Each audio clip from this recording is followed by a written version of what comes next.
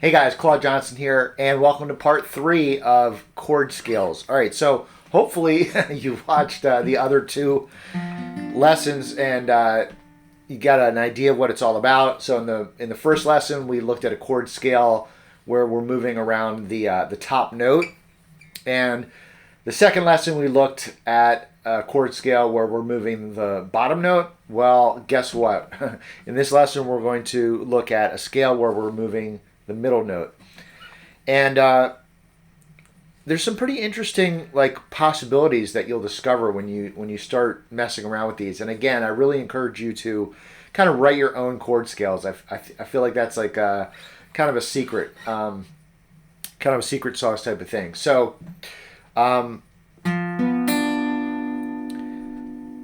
So just to look at some options. So if we take this as a starting point, which we did in the other two examples, if we look at the middle note, you can move that. You can move that around. Let's try moving it backwards to get this. So your third degree moves down to the second or 9. So you have a nice 9 voicing. So right there's a cool option. And again, write riffs with these. That's like the whole point. Or even just moves, like moves. I call them just things you can do when you're jamming a blues in G. I would, very often start off with this kind of as a starting point, this dominant 7th chord. All right, well, where can I go? I could go here. So now if we move it back again, you have that cool voicing. So just for a second, I'm just going to modulate up to A, so just the shapes are a little more clear, because you kind of run out of room here in the key of G going back. So we'll go back to G in a second, but here's my third, second, root. So you could get something like this. So here's my root again. I'm on the G string as my middle string in this. And by the way, you can take any of these ideas that we're talking about and apply them to other sets of strings. I just think that the D, G, and B string are kind of a great set to use. They're just in a good register and very flexible. Anyway, so yeah, I could do this.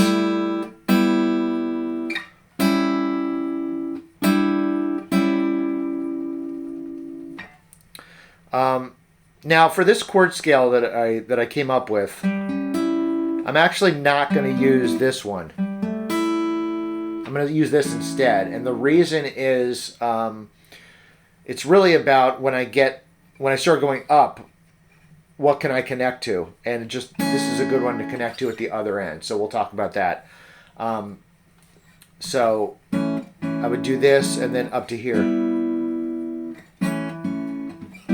Now some of these again may seem like big jumps, but if you look at the voice we're focusing on, in this case the middle voice, it's just a stepwise movement. Okay, so pay attention to the actual movement of the voices. Okay, so anyway, let's go back to the key of G because that's kind of the reference point here. So again, I was doing this in the key of A, so it's just going to be open strings. Open D string, open G string, open B string. It's going to be the first chord, okay? Now I'm going to do this one. And again, this G string is the middle voice, so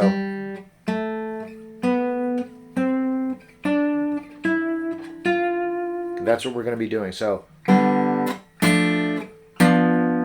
that we're back to our kind of root position here.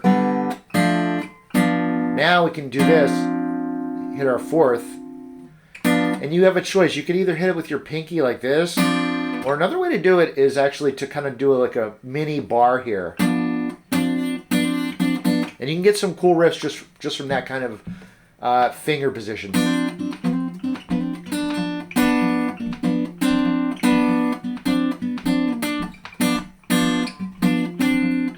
Okay, so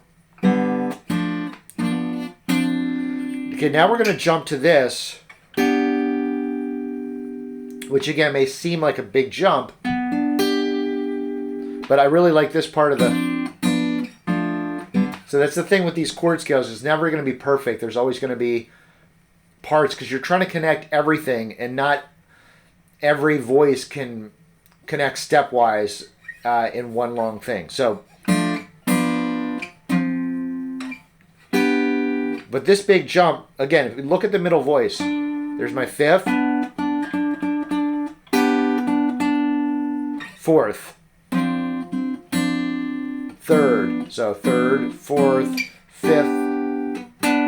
You can sort of like, you can do riffs where you're kind of accenting that note, you know, like.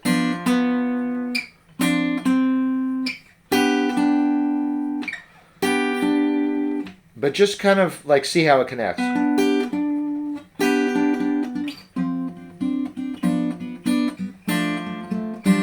So you get the idea. And then the nice thing about this is you have your pinky to add the next two notes. So you have this.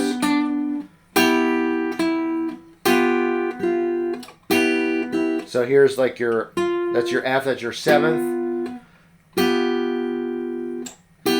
sixth, and fifth. Okay, so this is like, we use this in one of the other chord scales. But here I'm fingering it just a little differently with the pinky, so I can get this little pattern. Okay, so this again, this is going to be 9th fret on the D string, and then 7th fret and 8th fret. So 9, 7, 8, and with the ring finger, first finger, middle finger, and then my pinky goes on the G string and just adds these other notes. So.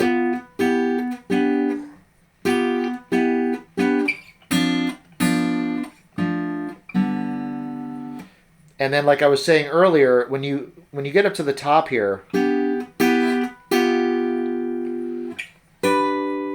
you're back to the root. That's why I didn't do this one. It's just too much of a jump. Like, you know, if I'm going, you could do it, but it's kind of unnecessary. Why don't I just do this one, and then I'll get back to here.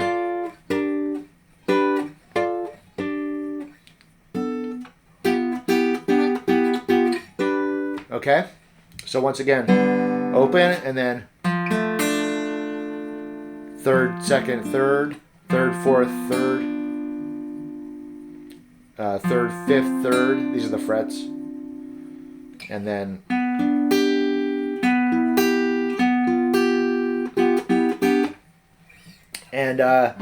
again, just take your time with it. Explore around. Try to give yourself the homework assignment to.